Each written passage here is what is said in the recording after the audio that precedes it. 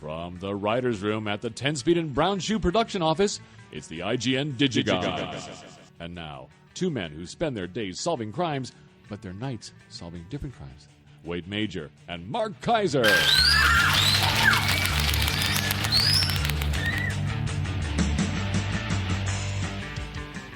Thank you, Bob. That was another fine and outstanding intro from a long-time listener. Who was it? John Hartzell. Middle Age Riot. That's right. John Hartzell has that comic, Middle Age Riot. Go check it out. It's good stuff. John's done a bunch of our opens. He's done a lot of very good He's opens quite for us. prolific. Did you watch the Super Bowl? I did watch the Super Bowl. What did you think? About the game or the telecast or the... Did you realize that we had two teams playing each other? I know, old school, blue-collar teams, but both of those teams are the only two teams in the NFL that are named for people who work on the factory line. Meat packers and steel workers. That's not true. No? The Rams? the Cowboys? The 49ers? Yes. The Miners? Okay. The Cowboys? Yeah, whatever. The Falcons? No. I've realized it's gotten so bad that I don't think I can name, except for baseball, I don't think I can name 5 players in any professional sport. Well, I watch basketball, so I can do it. But I don't know if I can name 10 football players. I mean, I could name like 7 quarterbacks, like the ones that make the news. Yeah. But then when you get to that next level of depth, yeah, the running back of the something, the quarterback or the cornerback or the linesman, the whatever. Yeah, I know. Not happening. I'm with you. In fact, it's funny because I know teams in baseball. I know which teams are in the National League and which teams are in the American League because I grew up knowing that. So I don't. To me, if someone says, "Oh, is this football team in the NFC or the AFC?" I couldn't tell you. I don't know what the difference is. You know, we had a contest last week. You didn't even listen to what I said. Yeah, you're talking AFC, NFC, and all that stuff. I'm saying I don't know which team is in the NFC or the AFC. I know.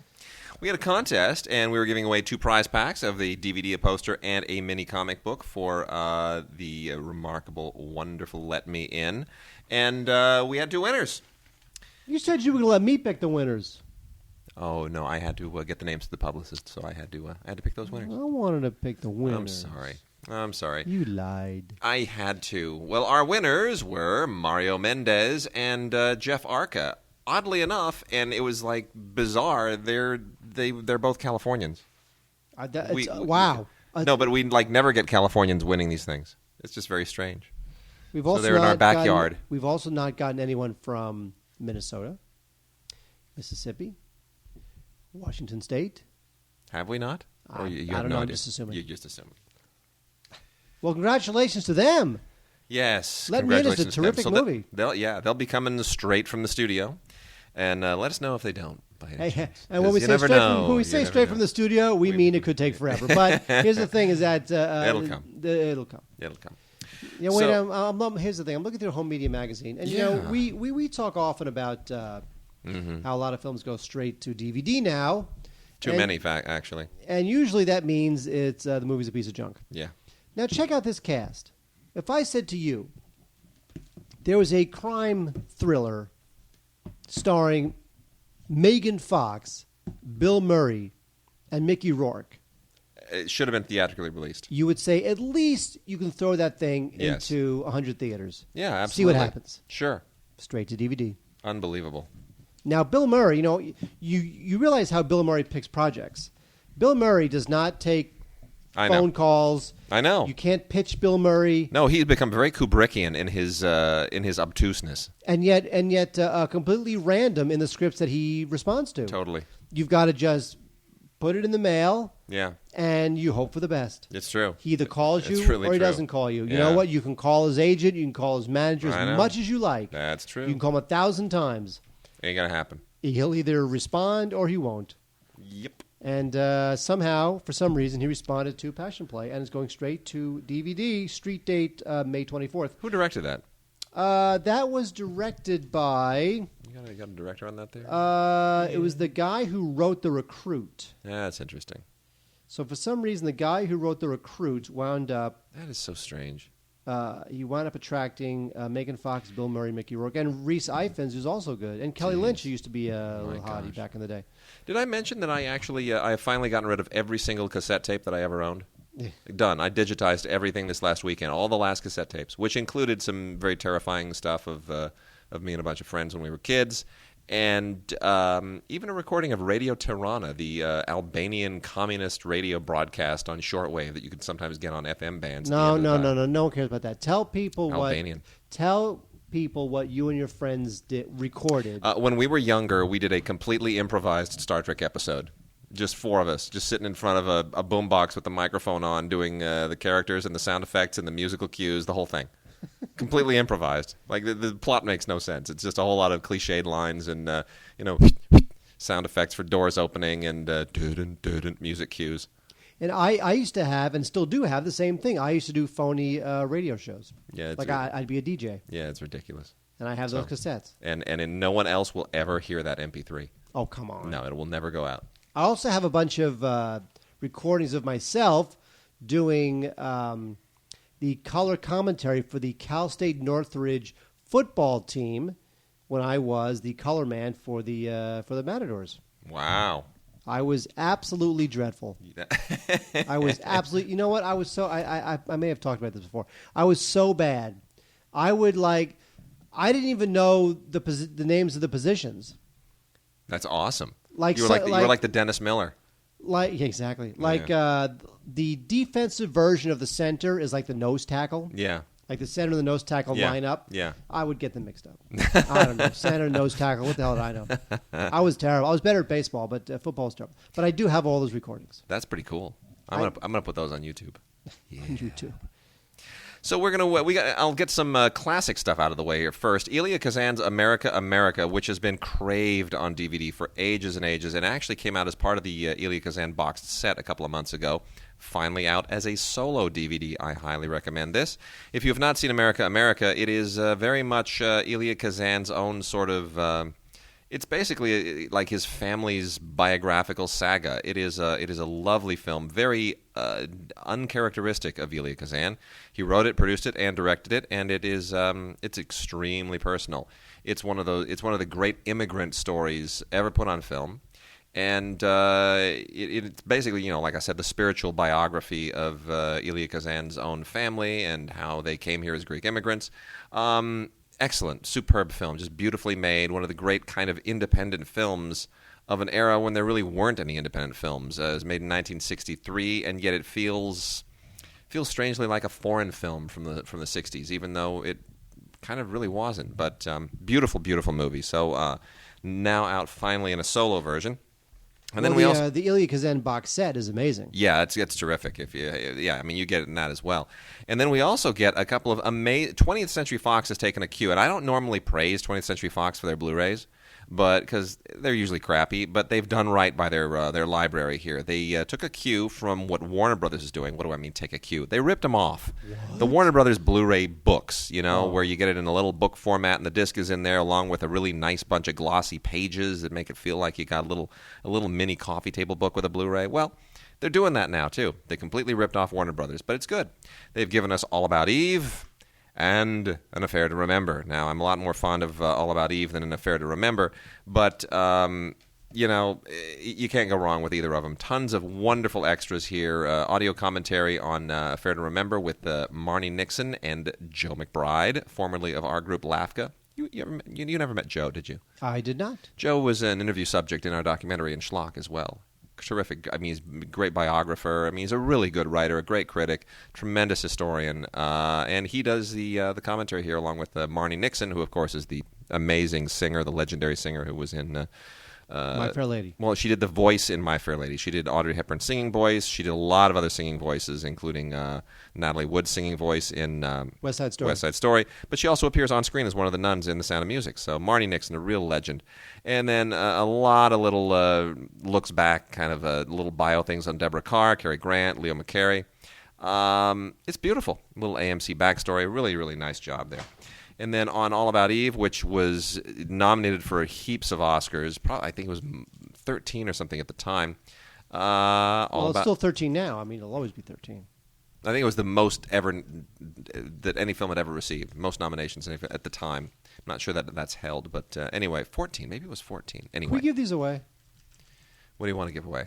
These. We have 2 of them. The little Rubik's Cube deals. I will email them. I will mail them out. If you want to give them away, Okay, I talk can't about- imagine. All right, I'll finish this and then we can do that. Joe Mankiewicz, who of course did All About Eve, is just one of the most quotable movies of all time. You get a couple of great movie tone newsreels here, an old Ann Baxter promotion, which is really kind of funny, Betty Davis promotion, which is kind of terrifying, and then all the usual featurettes and whatnot. Audio commentaries by Celeste Holm, Ken Geist, who's a biographer of Joseph Mankiewicz, and Christopher Mankiewicz. And then Sam Staggs does a less interesting audio commentary. Just terrific. Beautiful work all around. You know my favorite All About Eve quote actually is? Those aren't the droids you're looking for. when she says that, those aren't the droids you were looking for. It's awesome. Yeah. That's Star Wars. Oh. Can I give these away? Because they're sitting here. Okay, They're sitting here on my table. And I'm going to throw them Fine, away. give them away. All right. Last week, These are little. Yeah, go ahead, explain it. Last week, for some reason, Wade brought over 2 Rubik's Cube keychains. And they're promotional ditties for Let Me In. Oh, is that what it is? That's what they are. I did not know that. Yeah. So he put them on my the Rubik's table. Cube is a big thing in Let Me In. That is true. Yeah. So I don't know what to do with them because I don't want to throw them away, and I don't know anybody who would want them. So I'm like, you know what? I'll pay the freaking postage. We're giving these things away. All right. We have 2 of these things. Okay. So what has to happen is Oh, here we go. you have to email us at gods@digigods.com. All right. And the first 2 that I receive with the subject line Rubik's Cube and your name and address in the body of the email will win. So that's it. It's as simple as that. The first 2 that I receive with the subject line Rubik's Cube and it has your name and address in the body of the email, you will get one of these 2. Now, if it says Rubik's Cube in the subject line and there is no address in the body of the email, you are disqualified. Okay. Because you have to understand, I have to know where to send these. Who? So I'm actually going to pay to get rid of these. Okay. Which is to say that someone will win it, and I will actually pay out of my own pocket frightening, to man. mail it. Okay. So there you Go go. for it. Do it. I'll be sure to mention this again before the show's over. You do that. Why do you get All About Eve and I get you again? Because you love that movie. Oh, yeah. We had fun with that on Stupid for Movies. Well, this is just a dreadful, terrible movie by Andy Fickman, who's, he might have a funny comedy in him somewhere. I haven't really seen it yet. He's a funny guy. He's a good guy. I get it, but he makes bad movies. You Again is a terrible romantic comedy about a girl who was tormented in school, and her tormentor winds up engaged to her brother. It's just dreadful. And so what happens film. is all those old rivalries from school reignite. It turns out that their mothers were rivals. Yes. And Betty White plays like Betty White, basically. And it's unbelievably unfunny. I know the thing we moaned about most was that whole scene where it's staged so obviously just so that she can pour a bowl of food on the other girl's head. Yes. So that Kristen Bell can get the food poured on her head. It's just because that's funny. It ain't funny. It's not even. It's movies where people pour food on other people are failing at what they are trying to do. They're just abject failures as movies. And I'll say this, it's nice to see Sigourney Weaver. She doesn't work all that much. I mean, I know she was an Avatar, but generally speaking, she doesn't work all that much. Is it worth being on Blu-ray? No, it's not worth being on DVD. This movie's just terrible. Now, okay, forget You Again. Tamara Jew, I like this movie a lot. I think you like this more than I did. I think this was delightful. I think Stephen Frears. There's a couple things here that aren't perfect, but I gotta say, well, like the actress who plays Tamara Drew is a little weak. Yeah, and the idea that she would marry somebody who we're not going to mention because I don't want to give it away. Because Stephen Frears can do no wrong. He, of course, directed The Queen and a whole bunch of other great stuff. The Dirty Pretty Things. And, he's unreal. He's Stephen Frears. He's a legend. This movie to me was just delightful. I sat in this movie thinking I was being taken away into just this delightful, fun, light, funny movie. Here's the way I kind of characterize it. It's a comedy, but it's not a black comedy, but it's got dark edges. So I was calling it a gray comedy. I like that. You like that? I do. Yeah, and I mean, I like the film. I think it's got some weaknesses. It's a little kind of off center for me, but that's kind of good too. So I don't.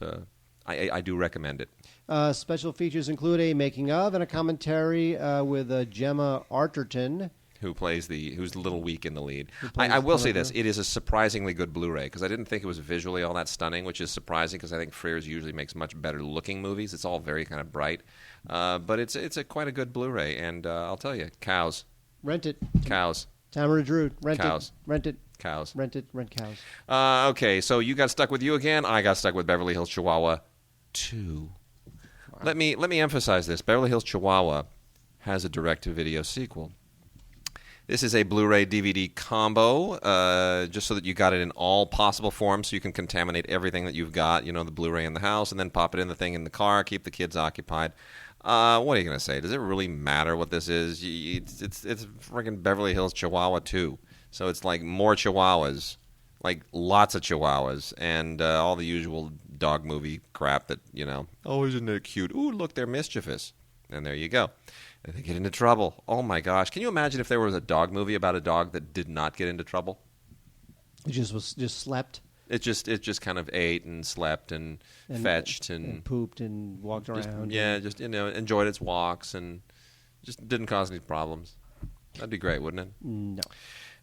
Some decent voices in the cast. George Lopez being foremost among them. Odette Yustman, who is actually also in You Again, which we just ripped on, is actually better here. Miguel Ferrer, Ernie Hudson. Always love Ernie Hudson. By the way, Ernie Hudson in his big breakdown scene in The Human Tornado, the sequel to Dolomite, where his brother gets killed. Awesome. That was his first big screen credit. You're out of your mind. Yeah, I know, I'm crazy. What do you got there? My Soul to Take is available on DVD and Blu-ray. This is not a combo. It's either a DVD or it is a Blu-ray. I would avoid both of them because I hate these sorts of movies. This is one of those. It's based on a Wes Craven-y thing, and it has something to do with it, and whatever. Wes Craven-y. Exactly. Yeah. Now, this is Wes Craven, and he, of course, did Nightmare on Elm Street and Last House on the Left, 2 films I like a lot more than this one. Yes. And Craven does an audio commentary. The thing doesn't even make sense. So there was this. There's this serial killer. Yeah. Right. On the day that this serial killer disappears, mm-hmm. cops never find him. Right. Disappears. On that day, 7 kids were born. 16 years later, they're all turning up dead. Yeah, somehow that's not really getting me interested. It's called I Know What You Did 16 Years Ago. That's what it's called. And by the way, I just have to say, and then we'll move on because no one cares about this movie.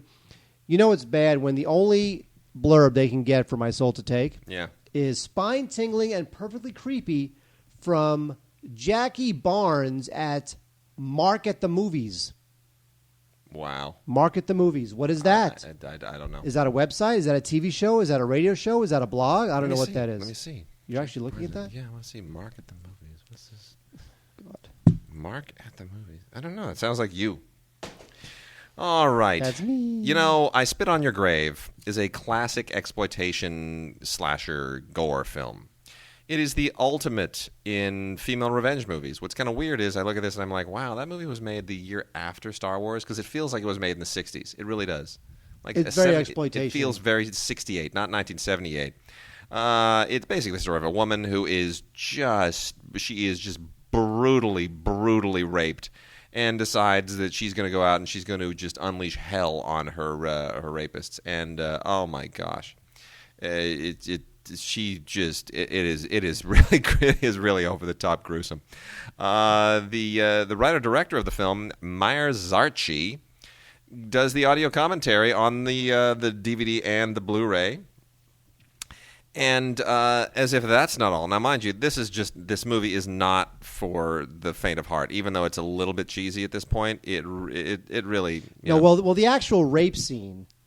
Really it's brutal. The whole movie is brutal. And Joe Bob Briggs also does a commentary, which you should probably watch before you should listen to, like, the first time you see the movie, because it makes it all much more palatable. Okay, if Joe Bob Briggs does the commentary, the movie's not that great. Let's face it. No, it's not. But it's pretty gruesome. Now, the incredible thing is that's out finally on Blu-ray and a re-release on DVD, okay? But they did a remake. That is true. They just this last year, and they've released them both at the same time. This is a Blu-ray digital copy on the Blu-ray, and then DVD digital copy unrated.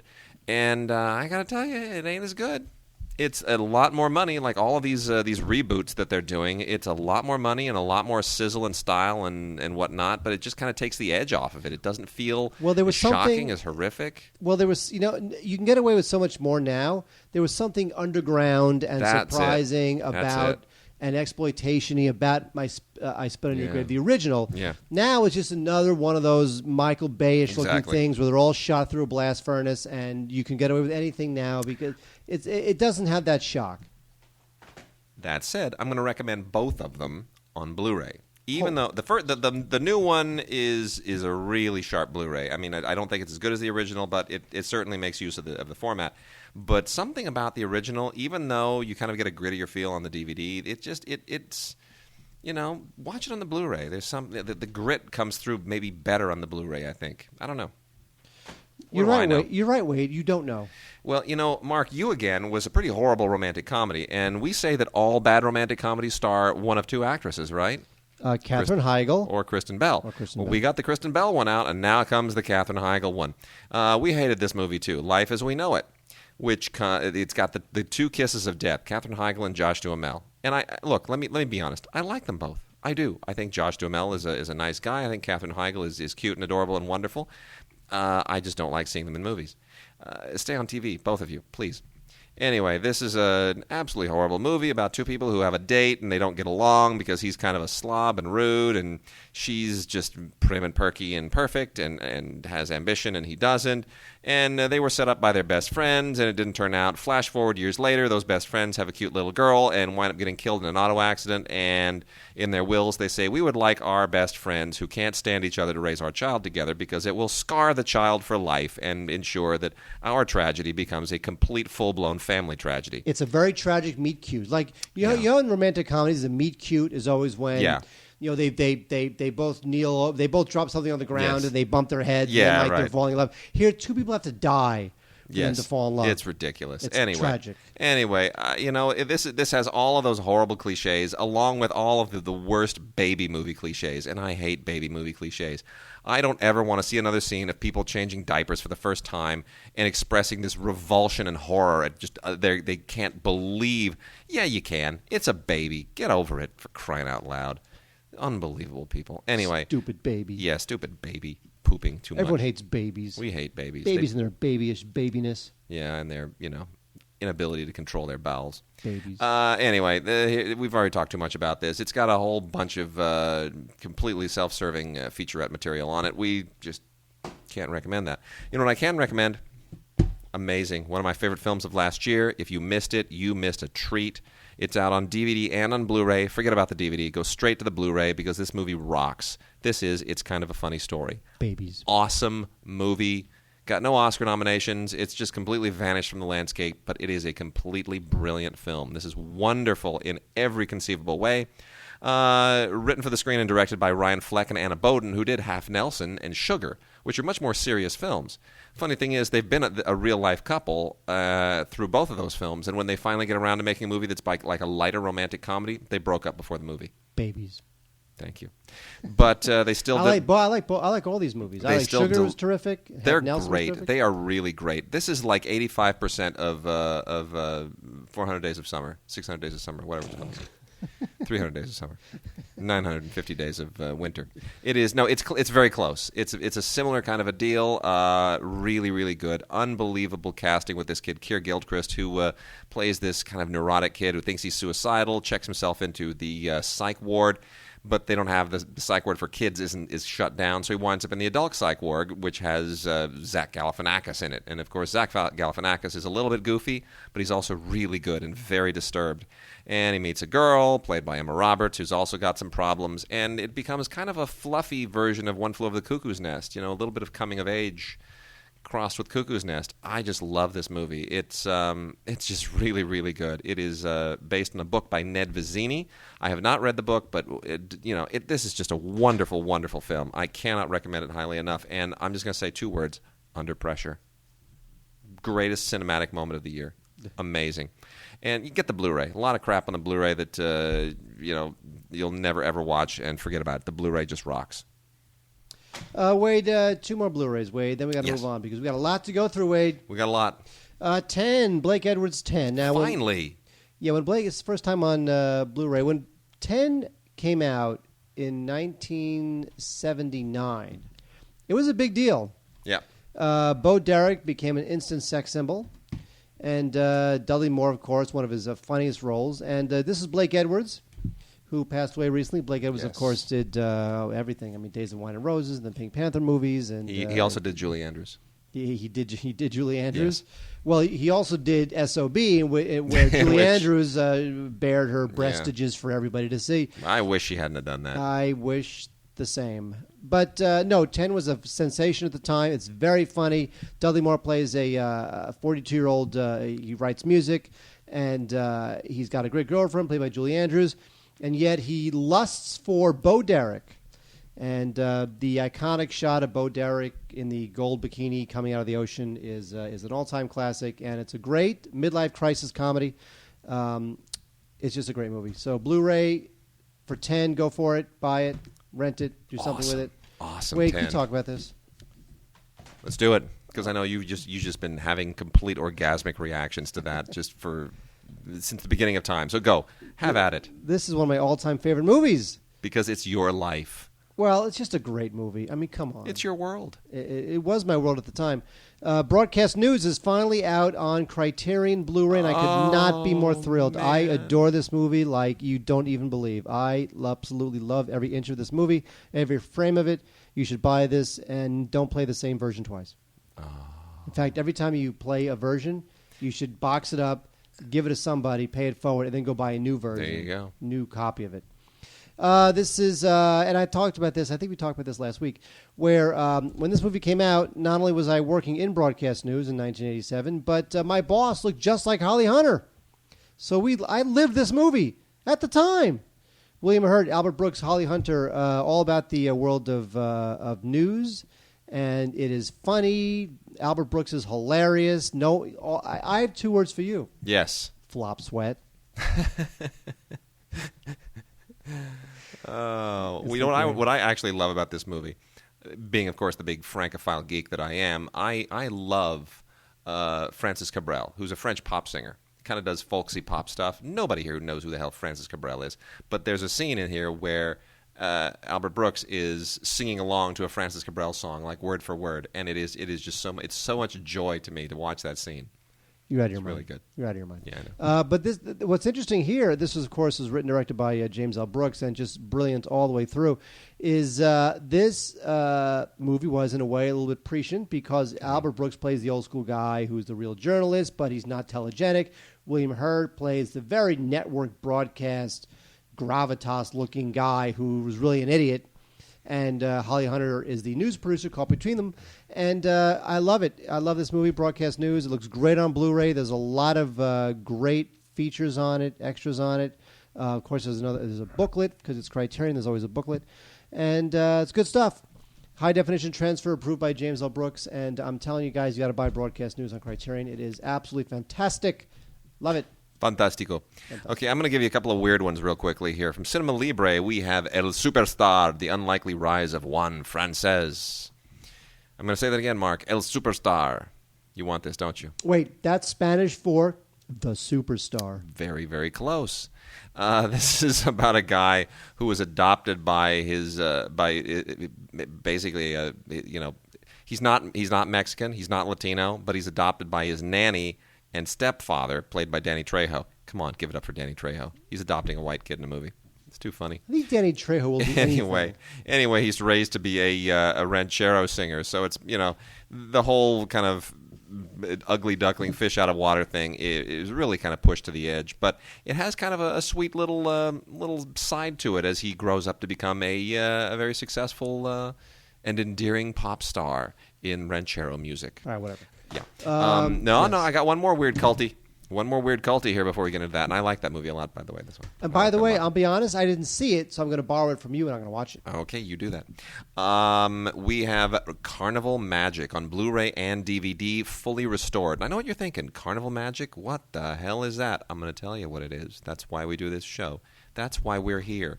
We're here to educate, inform, enlighten, and sometimes And horrify. And horrify, and sometimes babysit.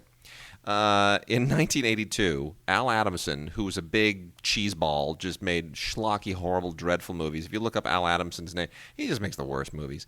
Al Adamson made a movie in 1982 called Carnival Magic, which was thought to be completely lost until just 2 years ago when somebody found, as they always do, an old print in a warehouse, and they completely restored it.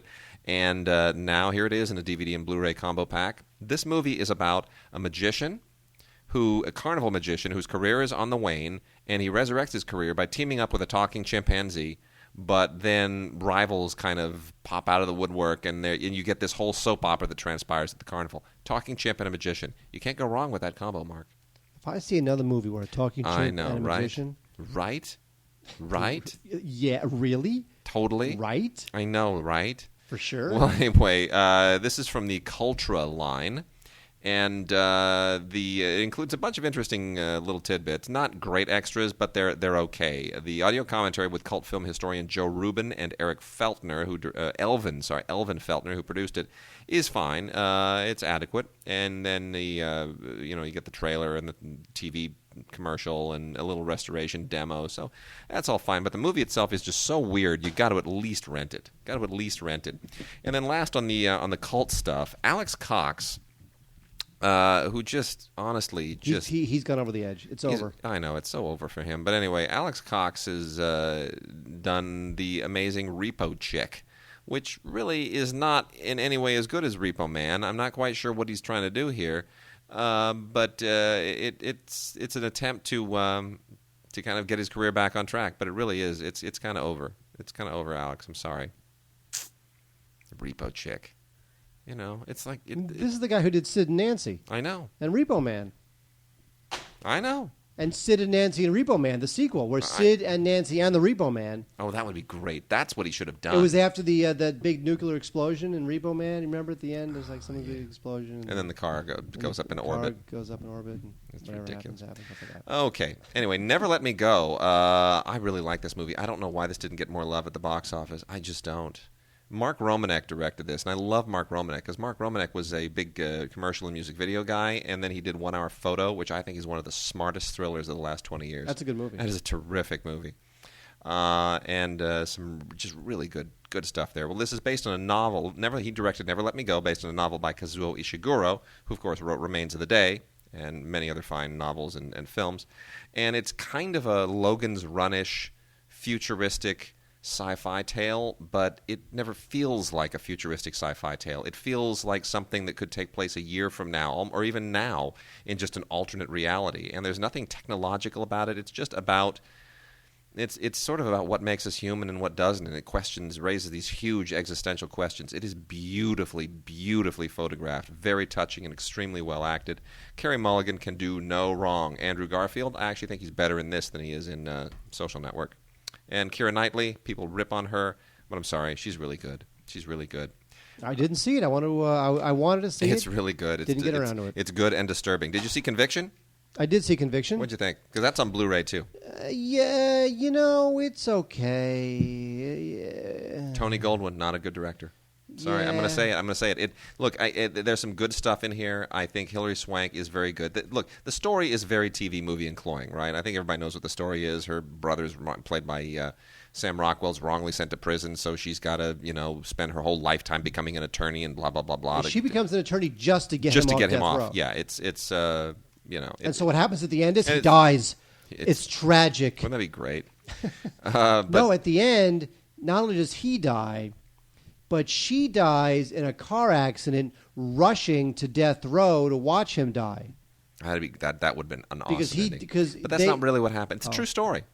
True story. Great. Which, of course, what's going to happen then. They wouldn't have made it if it didn't have a happy ending. But they're all good, but I just don't think... It didn't have the power. It didn't have the power.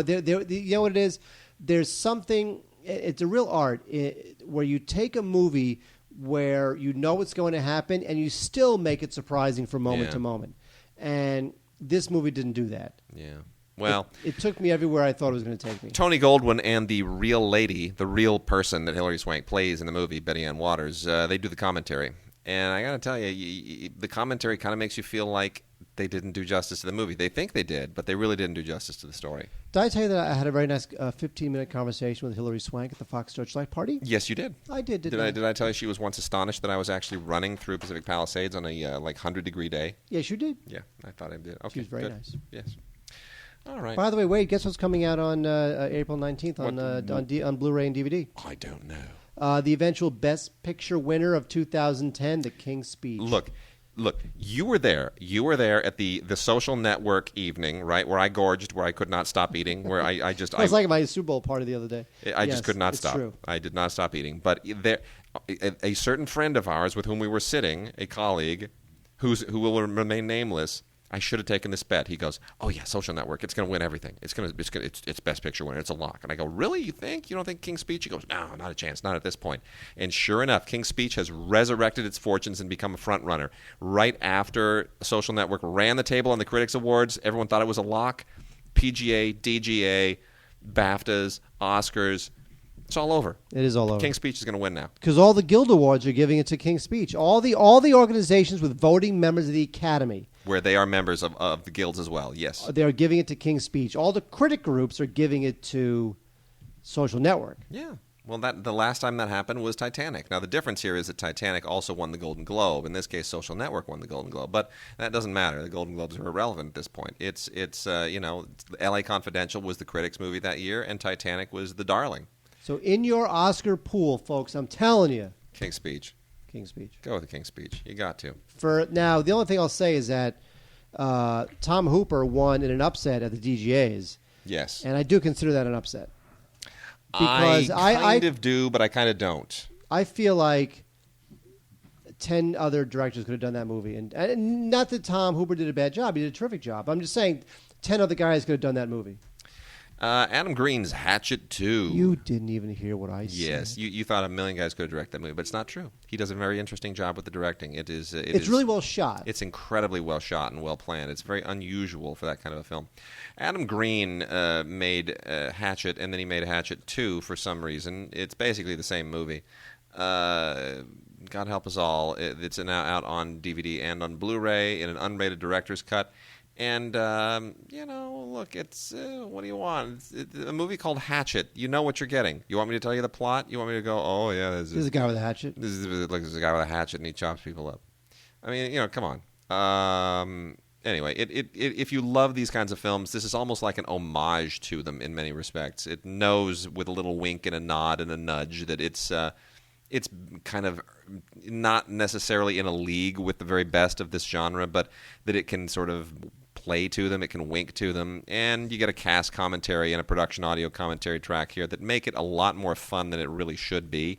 Get it on Blu-ray just because it's more in your face that way. If you like these kinds of films, you want them to be in your face. And especially on a big TV. That's the only way to watch these movies. But, look, it's a freaking gore film. Rock on. Five Corners is an interesting movie from 1987. Yeah, and it was Bill. Tony Bill, written by John Patrick Shanley, ladies and gentlemen, who also wrote Moonstruck. This movie is just like this weird little quasi-gem, like a little flawed gem that just won't go away. Yeah, in the movie, John Turturro plays a guy who was beaten by his nanny, and then sodomized by the puppy dog trainer. I don't know. You're out of your mind. Thank you. John Turturro plays a guy who he was in jail because he attacked Jodie Foster, and so it's Turturro, Jodie Foster, and Tim Robbins are the volatile threesome in Five Corners in 1964 in the Bronx. And so after Turturro gets out of jail, he returns to the neighborhood. It's all about what happens over this 2-day period, and it's good. It's a good movie. It is like a little tiny, gem from that era. So if you have run out of all of the other John Turturro, Tim Robbins, Jodie Foster films that are out there, you can go ahead and rent this. Five Corners. It's quite good. No, it's good. Tony Bill. I don't know why he doesn't direct more. He's still Or John Patrick Shanley. I know. He doesn't write that much. Neither one of them. These guys should work more. There's a little movie called Shopping, which is kind of a a British cult film that has never been out on DVD or on Blu-ray before, and it is finally out. Now, the real reason that everybody kind of makes a stink about Shopping is that it was the first film for Paul W.S. Anderson, who has gone on to become an absolutely horrendous director of really bad, schlocky studio films that get released in January and February. Things like Alien vs. Predator and Resident Evil Afterlife and Death Race. I mean, just really awful stuff. And this is a lot better than anything he's done here. Shopping was also the first film. It was the film that introduced Jude Law to the world. So it kind of wants to be a low budget Clockwork Orange. You know, it's about violent teens and all their crime sprees. And Sadie Frost is in this as well, by the way, who eventually momentarily married Jude Law. You know that. Yes, Frost and Jude Law but didn't Jude Law cheat on her with a maid or nanny or something like that? I can't remember. Anyway. But it's not a great film, but it's an interesting film. And I've always loved Sadie Frost. She's very kind of 80s in this, and Jude Law looks young and punkish and almost channels Malcolm McDowell in some scenes.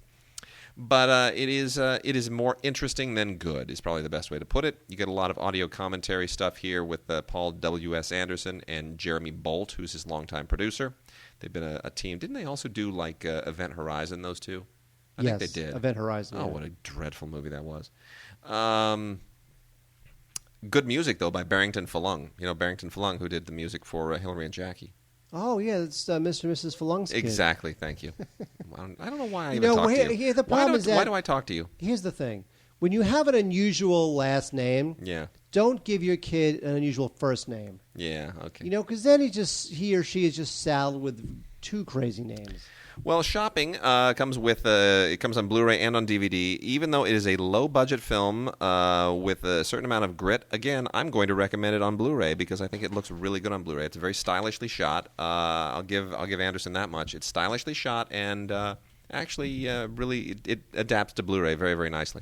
All right, not stylishly shot, but still quite funny as a private function. This is with Michael Palin, Maggie Smith, and Denholm Elliott. This is a British comedy about, how do I explain this? During World War II, there was a whole bunch of food rationing, and there is a pig. And as there always is. There's always a pig. And this particular town decides to fatten up this pig for slaughter. Because they'd rather eat the pig because, there's a lot of food rationing. And if you slaughter a pig, you can get bacon. I know. A little sausage. Right. A little ham. Right. All sorts of stuff. So so that's the beginning of it, and it spins off from there. Very funny stuff. A Private Function. This thing is from 1984. Next, we have the 20th anniversary of Thelma and Louise. Yeah. This is Ridley Scott. It's funny because, Thelma and Louise is considered one of, the great feminist, films of modern times. Yeah. Directed by a guy. I know. And people thought, wow, why didn't they have a woman directed? Written by a woman. That is true. Who, by the way, we sat with Callie Curry. Well, you didn't. I did. They sat with Callie Curry at our awards last year. Yeah. Because you know why, don't you? Because she is married to... T-Bone Burnett. Yep. Lovely couple. Love them both. He is a tall drink of Texas water, that T-Bone Burnett. He's a weird-looking guy, kind of, actually. I like him. Thelma and Louise, anyway, it's a terrific movie. It totally holds up. It's a great feminist movie. It's Susan Sarandon, Gina Davis play these two women who are on the run from the law after an accident at a roadside bar. And it was also the coming-out party for a little guy named Brad Pitt, who no one had heard of at the time. Harvey Keitel also stars as the cop who is on their tail. And this is just a fun movie. Women especially will love it. Thelma and Louise 20th anniversary. Go for it. Oh, by the way, good commentary by Ridley Scott on the Blu-ray. Yes. Beautiful. One more thing before Wade talks about whatever the hell that is in his hand. Wild Target is with Bill Nighy, Emily Blunt, Rupert Grint, and Rupert Everett. I love Bill Nighy, even though he basically plays the same twit in every movie. That now he's just that's who he's supposed to be. He's supposed to be like the cool old hip kind of rock and rolly dude. Yeah. Here he's a hitman. He's a hitman, but he's still the same kind of thing. He's a hitman with a mother fixation. His mom wants him to be the best hitman of all time, the equivalent of his father, which he is. But then, a woman enters his life, and she's the target, right? We shouldn't give too much away. Well, she's a thief, and she is targeted for assassination by Bill Nighy, and then it goes on from there. I'm not. I wasn't a fan of this. Did you like this movie? You know what? I didn't like it while I was watching it, but the more I think about it afterwards, when it becomes that weird threesome that includes Rupert Grint and they're kind of on the run, and then the other hitmen are after them, somehow it gets kind of crazy enough that I'm kind of forgiving it now. All right, we're gonna roll on to the end here. Year of the Fish is a completely inexplicable, odd, and kind of wonderful little movie. I don't really quite know how to explain this in terms of its style, but because you sort of got to see it to believe it. It's just its own little thing. But anyway, it's kind of a weird, low-budget version of Cinderella. It's a variation on a Chinese story set in modern-day New York Chinatown, shot with digital camera, and then kind of tweaked in a rather interesting and endearing way. A lot of low-budget films just feel like low-budget films. This one feels like something that somebody just had a really good time making. You're not going to recognize anybody in it, and there's no particular reason to make time in your schedule, your very busy schedule, to go and see this, other than the fact that it was kind of a little mini hit at Sundance. But it's worth seeing. If you just want to see something that's different and you want to kind of like not go through the same junk all over again. Skin is a movie that got totally lost during award season, and I don't know why. Mark, why did this get lost? Sophie Okonedo is great in this movie, and we're supposed to love her. Yeah, she never really exploded as much as we thought she would after she did Hotel Rwanda. Well, it's amazing. Sophie Okonedo plays a black woman who is born to white parents in South Africa, and it's actually a very, very interesting commentary on race, even though it's post-apartheid now with the movie being released. The way that the movie deals with this particular story is really, really interesting. There are a couple of interesting twists in it, and I won't give them away, but if you think you've seen all the movies about race relations in South Africa that you ever need to, and there's nothing left to be told about the subject, guess again. It's actually a very smart, a very intelligent film, beautifully acted. Alice Krige and Sam Neill play her parents. Alice Krige, who of course played the Borg Queen in that one horrible Star Trek movie. No, I like that. In the First Contact. Yeah, she's much better here. That was one of the best ones. Oh yeah, the one where the guy from Babe plays the guy who invented the warp drive, and he does that little dance. Zephram Cochrane. Hey, come on, it's horrible. He doesn't look anything like Zephram Cochrane. That was one of the best ones. Zephram Cochrane is like a good-looking, square-jawed guy from the episode Metamorphosis. And then they cast him as some crazy old guy? That was an even-numbered Star Trek film, so it was good. Yeah, whatever. That was actually the last good Star Trek film. She's better in this one, and Sam Neill is always terrific. And is she in the Borg makeup in this one? Yes, she is. And Sophie Okonedo, who, of course, was an Academy Award nominee for Hotel Rwanda, is fabulous, and I want to see her in more stuff because she's a wonderful actress. I agree. Totally agree. Let's burn real quickly through a last couple of things here. Highlander. Wade. Both yes. Highlander films. Well, there have been like 7 now, but this is Highlander 1 and 2. Highlander, the director's cut, and Highlander 2, the Renegade version. I don't know what difference that makes. They're together on a Blu-ray 25th anniversary twofer. So I think, I was living in France when the first Highlander was released, and Christopher Lambert was all the rage, and lines around the blocks. I don't think it was that big of a deal here, but it was there. Anyway, Highlander 1, perfectly satisfactory film. Russell Mulcahy never really got his directing career on track after doing Highlander, but he directs the hell out of this movie and brings that real music, that 80s music video panache to it. Highlander 2, total crap. Not really worth it unless you can't get enough Highlander, and you got to get your Highlander on. But otherwise, if you already have the one Highlander, that's all you need. And then Welcome to the Rileys was another sort of overlooked indie this last year. Melissa Leo, who is a very strong contender to win Best Supporting Actress. I'm still hoping that Jackie Weaver pulls it out. But Melissa Leo in The Fighter is looking pretty good for... she won the SAG Award. She's also in this, along with James Gandolfini and Kristen Stewart. I didn't like her. You know what? In what's it called? In The Fighter? You know what? It was overacting to me. You know what? Jackie Weaver's better, right?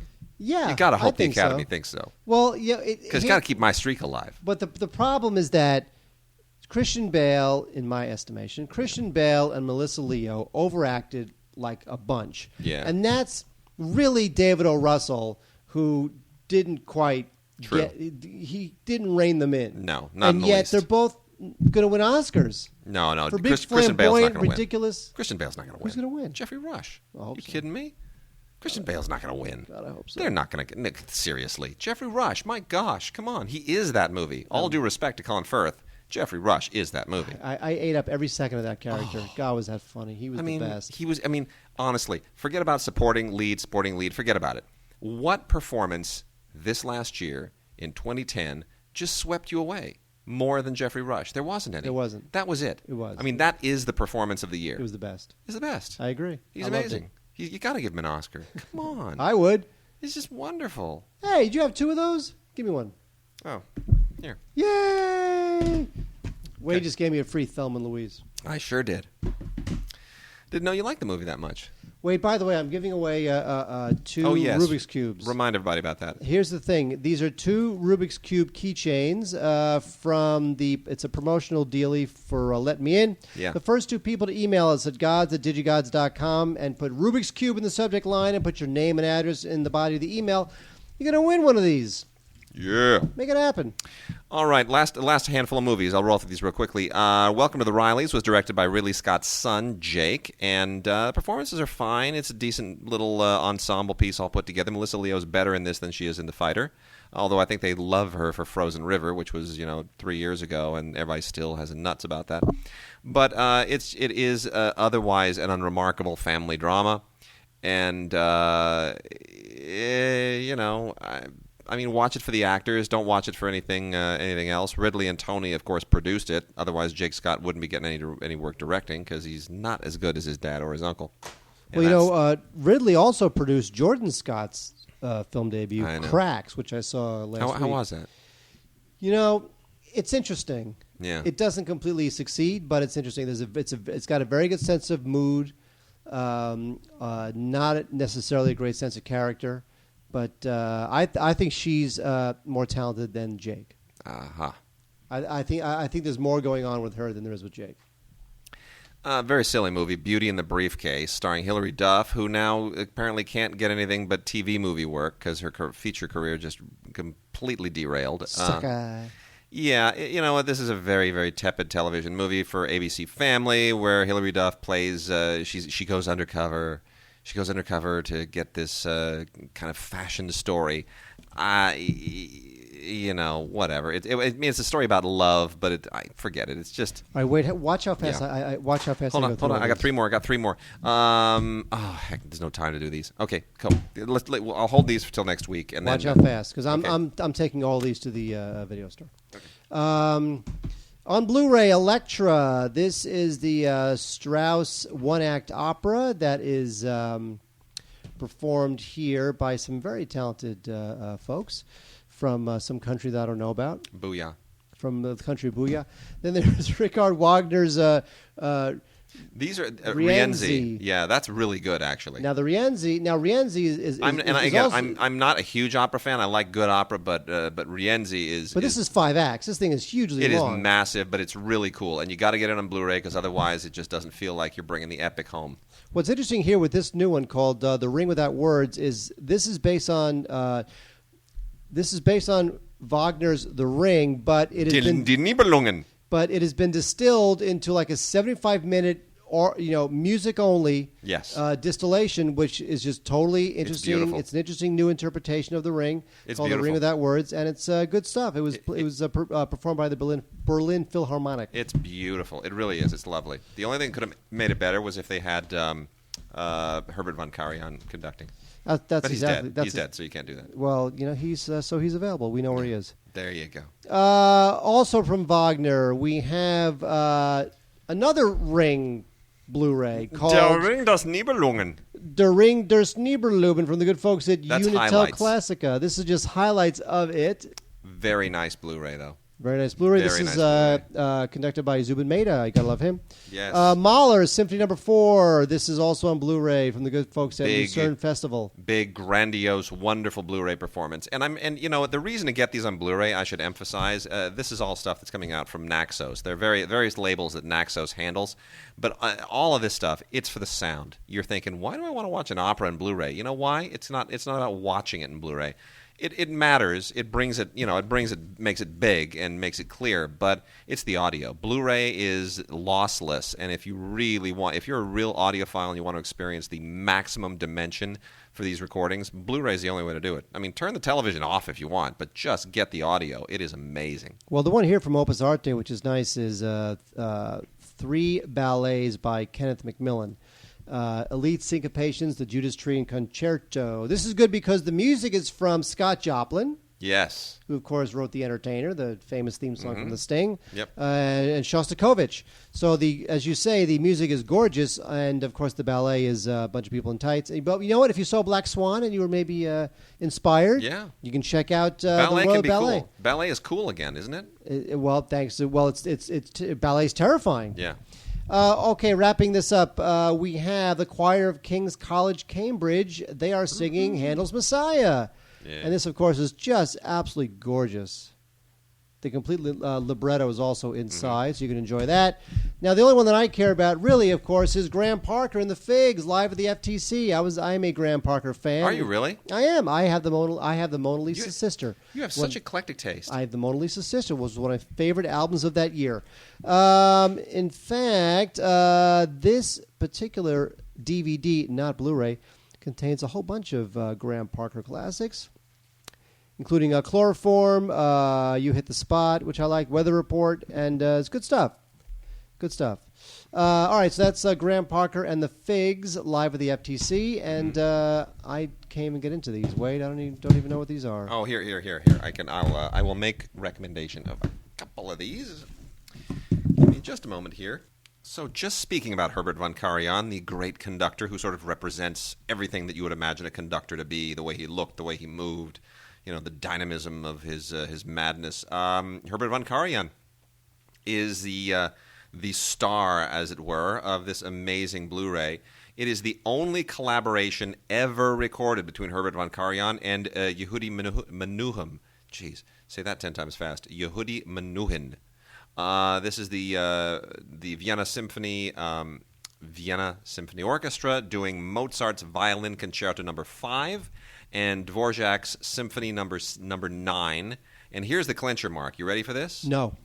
You know who directed this? Wait, hang on. Let me guess. Dennis Dugan. Try again. No, we have to put up with his damn movie this week. Steven Soderbergh. Nope. I'm going to give you one word. Inferno. Clouseau.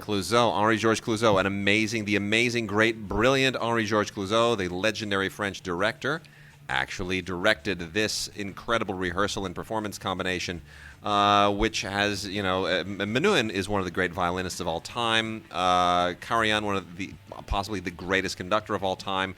You put them together with one of the great filmmakers of all time, doing two of the greatest pieces of music ever recorded. This is legendary. You've got to get this on Blu-ray. This is just spectacular. This is from Unitel Classica, which, of course, is also distributed by Naxos. And if you've never gotten a classical music DVD or Blu-ray in your life, get this one. This is the one that you want. You got to get it. Clouzot nails it, knocks it out of the park.